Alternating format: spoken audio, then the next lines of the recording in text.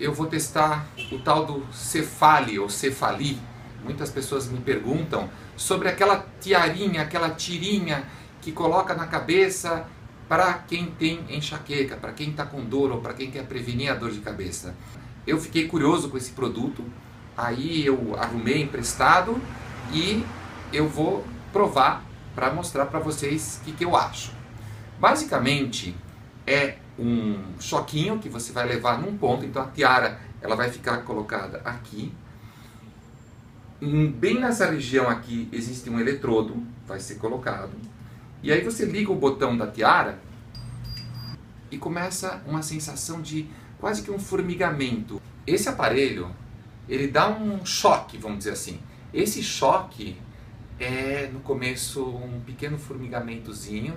Eu até achei agradável, mas eu não tenho enxaqueca. Se você tem enxaqueca, normalmente quem sofre dessa doença, tudo que mexe muito incomoda um pouco. Então alguns de vocês podem realmente achar incômodo, que é mais um formigamento do que um choque elétrico propriamente dito. E ele se alastra, a gente sente ele até aqui. A questão é, ele deve fazer um excelente efeito para muitos casos, porque principalmente ele pega um ponto de acupuntura bem aqui. Não é bem um choque elétrico forte, mas é um formigamentozinho que você vai começar a sentir e ele vai ser progressivo.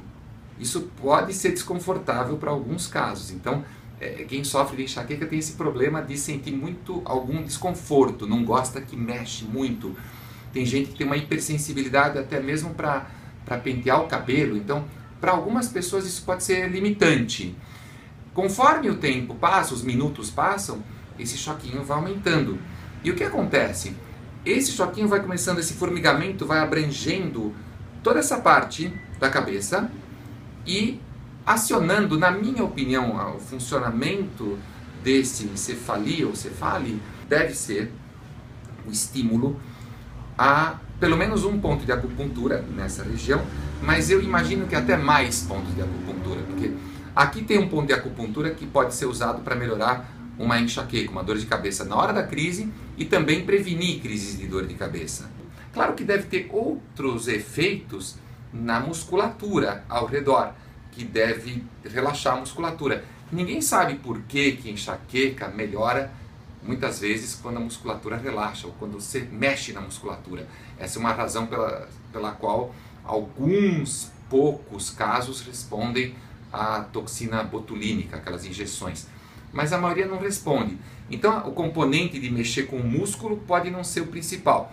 Eu imagino que, como o ponto de acupuntura é bem aqui, e o choque principal, vamos chamar assim, a sensação principal se dá onde esse eletrodo está conectado, seja pela ação de estímulo ao ponto de acupuntura.